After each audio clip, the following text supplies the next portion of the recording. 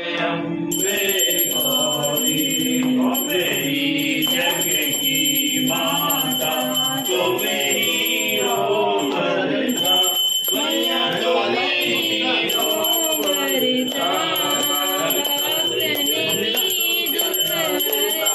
सुख संपत्ति करता।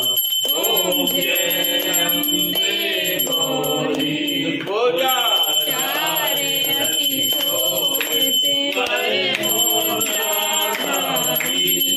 श्री कृष्ण। दोस्तों, कैसे हैं आप? आशा करते हो कि आप सब अच्छे होंगे। और आज है नवरात्रि का पहला दिन। आप सभी लोगों को नवरात्रि की हार्दिक शुभकामनाएं। आपके जीवन में माता रानी हमेशा खुशियां बनाए रखें। तो आज है नवरात्रि का पहला दिन। तो हमारे यहाँ पे ना, जब हमारी दादी थी ना, तो मतलब 9 खप्पर रखती थी और बहुत अच्छे से हम लोग मनाते थे नवरात्रि का त्यौहार। माता मैया हमारे घर में विराजमान होती थी और अभी भी होती है उनकी पूजा। पर अब हम लोग ना 9 की जगह अब 2 ही खप्पर रखते हैं, क्योंकि हम लोगों ने पंडित जी से पूछ लिया था कि पंडित जी बताइए कि 9 खप्पर रखें कि 2 खप्पर रखें। तो बोले कि नहीं, 2 ही छोटे रूप में कर लिया करो पूजा। तो हम लोग ना अब ना 2 खप्पर रखते हैं और छोटी छोटी डबलियों में भी जवारे बुवा देते हैं, तो वो भी होती हैं। और हम लोग ना 9 दिन पूरे श्रद्धा से और बहुत अच्छे से हम लोग नवरात्रि की पूजा करते हैं। और नवमी के दिन फिर हम लोग हवन वगैरह भी करते हैं और जवारे हैं तो वो विसर्जन करते हैं। और जो हमारी कुल माता हैं भदरवारा, तो हम लोग वहाँ पे जवारे लेके जाते हैं वहाँ पे विसर्जन करने के लिए। तो आइए मैं दिखाती हूँ कि हमारे यहाँ पे पंडित जी कैसे पूजन कराते हैं। और 9 दिन हमारे यहाँ पे ना अखंड ज्योति भी जलाई जाती है, दिन और रात जलती रहती है। और मेरे हस्बैंड नीचे ही माता मैया के पास ही वहीं पे ही सोते हैं और रात भर देखते हैं दिया वगैरह सब। और बहुत अच्छे से हम लोग नवरात्रि मनाते हैं। बहुत अच्छा लगता है जब नवरात्रि आती हैं। बहुत अच्छे से हम लोग आरती वगैरह सब कुछ करते हैं। और अखंड ज्योति हमारे यहाँ 24 घंटा 9 दिन के लिए जलाई जाती है। तो चलिए मैं आप लोग को दिखाती हूँ कि हमारे यहाँ पे ना पंडित जी कैसे पूजन कराते हैं, कैसे हम लोग खप्पर रखते हैं।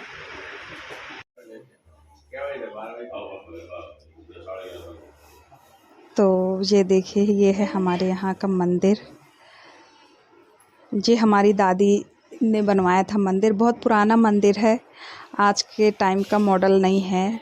दादी ने हमारे ये बनवाया था, तो बहुत ज़्यादा उस तरह का तो नहीं है, लेकिन फिर भी हमारे यहाँ पे माता मैया विराजमान रहती हैं। और ये देखिए पंडित जी है ना, तो कलश जवारे रखने के लिए कलश तैयार कर रहे हैं। इनमें जवारे बोए जाएंगे। पहले ये पूरी जो जगह थी ना, तो यहाँ पे मतलब चारों मतलब पूरी किनारे किनारे जवारे रखे जाते थे। लेकिन ना जब दादी चली गई तो फिर ये हुआ कि कौन पूजा करेगा, कैसे करेंगे। हम लोग को तो आता भी नहीं है कैसे पूजा पाठ कर। क्या दादी रहती थी तो सब बताती रहती थी, तो हम लोग थोड़ा बहुत कर लेते थे। लेकिन अब दादी तो चली गई, तो अब लगता है कि कैसे पूजा करें, कुछ गलती हो जाए तो माता रानी रुष्ट ना हो जाए। तो इसलिए ना फिर हम लोगों ने पंडित जी से पूछा कि पंडित जी आप बताइए कि हम लोग कैसे क्या पूजा करें। हम लोग को आता तो है नहीं, क्योंकि दादी माँ ही करती थी पूजा। तो उन लोगों ने कहा कि पंडित जी ने बोला कि आप लोग ना ऐसा करो कि जो 9 खप्पर रखते हो, तो 9 खप्पर की जगह आप लोग ना 2 खप्पर रखो। तो एक हमारे घर की हो जाती हैं और एक कुल माता के मंदिर में रखने के लिए। तो हम लोगों ने कहा ठीक है, तो हम लोग ना 2 ही खप्पर रखते हैं। तो ये काली मिट्टी है और उसको हम लोगों ने मतलब अच्छे से फोड़ के छन्नी से छान के, और उसमें गोबर ने मतलब कंडे, सूखा कंडा होता है ना, तो उसको भी फोड़ के छान के मिक्स करके और उसी मतलब मिट्टी को जवारे में भर के, और देखिए पंडित जी उसमें जवारे, जवा और गेहूँ दोनों मिक्स करके जवारे बोब रहे हैं। 9 दिन में बहुत ज़्यादा बड़ी बड़ी हो जाती हैं। उनमें इतनी शक्ति आ जाती है कि बहुत ज़्यादा बड़ी हो जाती है कि लगता है कि हाँ चलो हम लोग की सेवा करी तो माता रानी प्रसन्न है, अच्छा लगता है। और दादी माँ थी तो तब की बात ही अलग ही थी। दादी माँ ही सेवा करती थी माता रानी के। दादी माँ हमारी ना माता रानी की बहुत बड़ी भक्त थी। वो हमेशा ही माता रानी की ही सेवा करी है। और हमारे यहाँ ना मतलब काफ़ी बड़ी मूर्ति है उनकी, पीतल की माता रानी की। तो उन्हीं की हम लोग भी पूजा करते हैं। वैसे तो मैं थोड़ा सा माता रानी की कम पूजा करती हूँ, मैं लड्डू गोपाल की करती हूँ, जो मैं अपने ऊपर उनका मंदिर छोटा सा रखी हूँ और मैं उन्हीं की सेवा करती हूँ। और नीचे भी पूजा होती रहती है, सब लोग करते रहते हैं।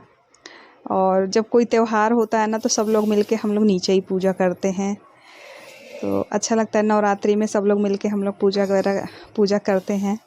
और मेरी ना बहुत बड़ी फैमिली है। मेरे चाचा मतलब 2 चाचा ससुर यहाँ पे रहते हैं, एक मुंबई में रहते हैं और हम मेरे सास ससुर हैं। बहुत बड़ी फैमिली है और अच्छा लगता है कि चलो सब लोग मिलके पूजा वगैरह करते हैं, क्योंकि नवरात्रि है ना, कोई भी त्यौहार है ना, तो अकेले अकेले तो अच्छा नहीं लगता, तो सब लोग ना मिलके करते हैं पूजा। और जो मेरी बीच वाली चाची सास है ना, तो उनकी एक बहू भी है जो यहीं रहती है और एक बहू उनकी पुणे में रहती है, और मेरी भी एक देवरानी है, तो वो जो इंदौर में रहती है। तो अब नवरात्रि में देखो बोला तो है कि आ जाना, लास्ट में खप्पर वो हवन होगा। अब देखो उन लोग को छुट्टी मिलेगी तो आ जाएंगे, नहीं तो कुछ नहीं, जैसे हर बार होता है वैसे ही करेंगे हम लोग। लास्ट में नवमी के दिन हम लोग ना हवन करते हैं, अच्छा बड़ा हवन करते हैं, और कन्या भी घर पे करवा देते हैं, और अपने कुल देवी के मंदिर भी जाते हैं तो वहाँ पे भी कन्या करवाते हैं। और ये देखिए जहाँ पे मिट्टी डाली है ना, तो वहाँ पे ना घट स्थापित करा जाएगा, तो उसके किनारे किनारे भी जवारे वो दिए जाते हैं। 9 दिन में काफ़ी बड़े बड़े जवारे हो जाते हैं अच्छे से। जी हमारे पंडित जी ना, मतलब जब से मेरी शादी हुई तब से ना मैं इन्हीं को देखती हूँ, यही हमारे घर में मतलब पूजा करने आते हैं। तो ये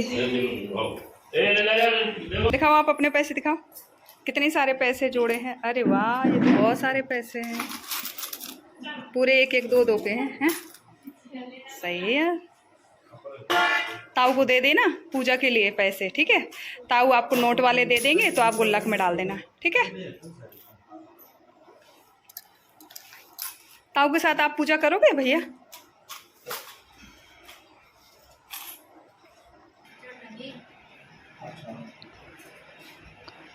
पंडित जी ना अखंड ज्योति के लिए बाती बना रहे हैं, जो वो बनाएंगे उससे कलावा से, ताकि 9 दिन बराबर जलती रहे। और ये मेरी छोटी नंद है, तो वही रख रही है कलश। पंडित जी उसको बताते जा रहे हैं कि बेटा ऐसे ऐसे करो, तो वो वैसे ही रख रही है। क्या है ना कि पंडित जी बैठे ना, तो हम लोग नहीं वहाँ पे जा सकते ना, तो इसलिए ना वो है लड़की, तो उससे ही बोला कि तुम चली जाओ, पंडित जी जैसा बताते जाएं तो वैसे ही करते जाना। तो ज़्यादातर पूजा पाठ हमारे घर की लड़कियां ही करती हैं, क्योंकि हम लोग अपना ऊपर का काम कर लेते हैं, मतलब जैसे खाना वगैरह प्रसाद वगैरह बनाते रहते हैं, और ये लड़कियां हैं तो थोड़ा पूजा पाठ में संभाल लेती हैं। अब ये एक पंडित जी तेल का दीपक जलाते हैं और एक घी का दीपक जलाते हैं, मतलब अखंड ज्योत। तो दोनों अखंड ज्योत हमारे 9 दिन ही जलते रहते हैं, मतलब 9 दिन क्या, दशहरा के दिन तक भी जलते रहते हैं, क्योंकि जब तक अपने आप से शांत नहीं होता ना, तब तक हम लोग उसको नहीं मतलब शांत करते अपने आप से। जब उसमें तेल और घी ख़त्म हो जाता है तभी मतलब शांत होता है दिया। और ये देखिए मेरी माता मैया बैठी हैं। अब मेरे हस्बैंड को बैठा दिया गया पूजन करने के लिए, तो वो कलश की पूजा करेंगे।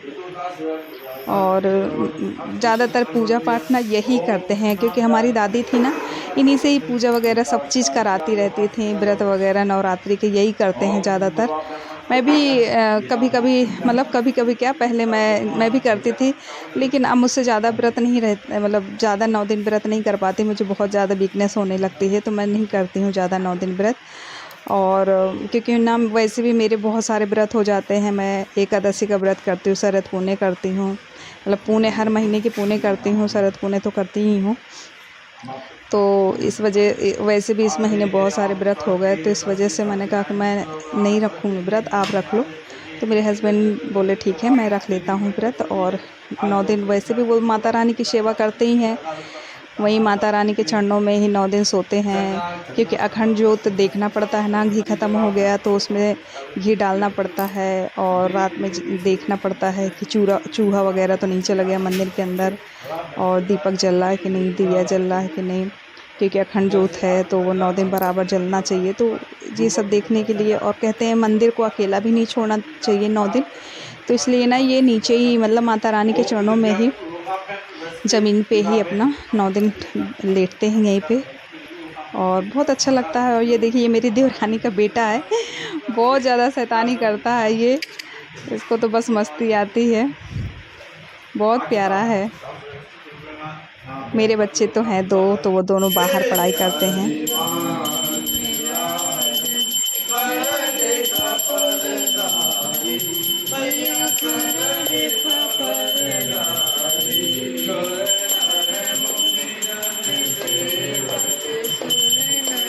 तो अब हम लोग कर रहे हैं आरती।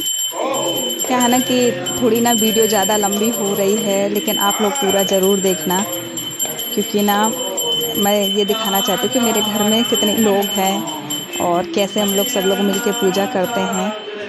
तो अब देखिए ये मेरी इन लोगों को कुछ ये भी नहीं पता कि सर में दुपट्टा डाल के पूजा करनी चाहिए कि नहीं करनी चाहिए। सब चीज़ ना इन लोगों को बताना पड़ता है कि सर में थोड़ा दुपट्टा डालो। अब उस समय मैं थोड़ा ऊपर चली गई थी कुछ लेने के लिए, तो मैं बता नहीं पाई, और सर में इन लोगों ने कुछ भी रुमाल वगैरह दुपट्टा वगैरह कुछ भी नहीं तो मैं रहती हूँ ना पास में, तो टोकती रहती हूँ कि बेटा जब पूजा किया करो तो सर में दुपट्टा वगैरह डाल लिया करो।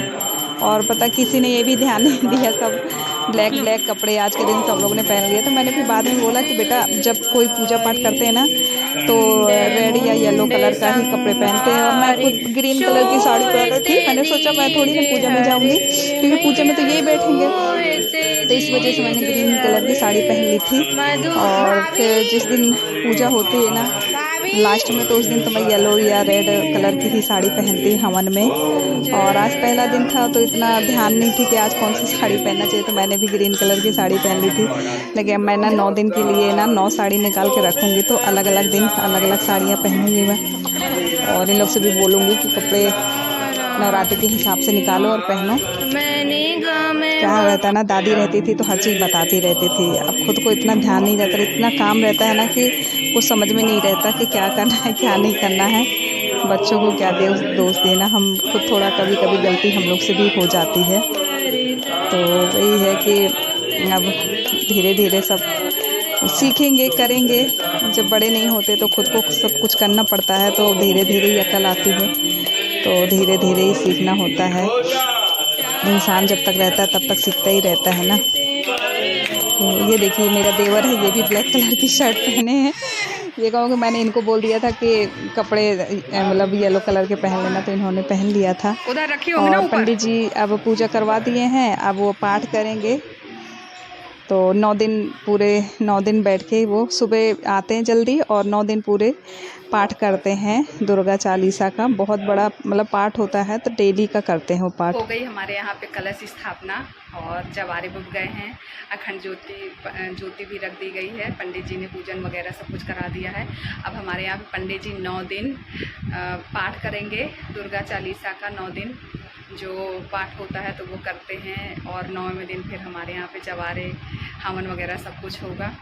और पता आज मैं आप लोग को एक बात बोलूँ कि 2-3 दिन से ना मेरी और मेरे हस्बैंड की आँख फड़क रही थी बहुत तेज़, और पता नहीं मन बहुत ख़राब था कि पता नहीं क्या होने वाला है। तो पता आज क्या हुआ कि मेरे यहाँ पे ना ये देखिए ये बड़ी टीवी है, तो ये हो गई है ख़राब। उसके बाद ये छोटी वाली टीवी उस वाले कमरे में लगी थी, तो मैंने सोचा चलो इसको निकाल के मैं यहाँ पे लगा देती हूँ।